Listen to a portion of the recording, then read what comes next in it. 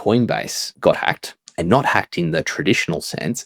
Basically, the hackers did what we would call kind of like social engineering or social hacking. And that's where rather than going and trying to crack someone's password, you just take them out to dinner, get them drunk and get them to tell you your password. That's what we would call social engineering. The hackers have done this at scale where they've found the support team of Coinbase who worked overseas, they weren't in America, and they basically bribed them. And the people who are in the support team, they don't have access to, necessarily the passwords and the private keys of the crypto, the stuff that could actually steal it. But what they do have access to is how much crypto someone has and their information, their address, details about them. So they've started bribing the customer support team to get all of this information.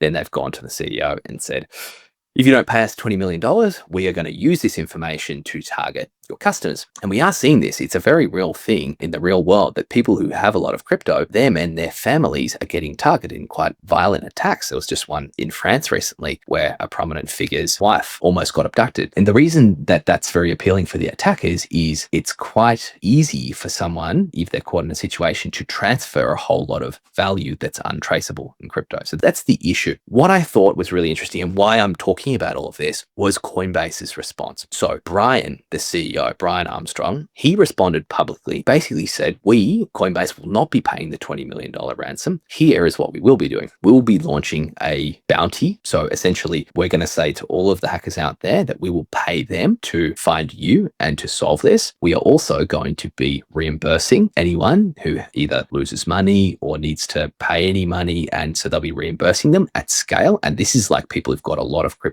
And we're going to be hardening all of our systems and we're going to be doing all of this stuff. They estimated that it's going to cost them $400 million to actually do all of this. So you ask the question of like, why not just pay the $20 million ransom?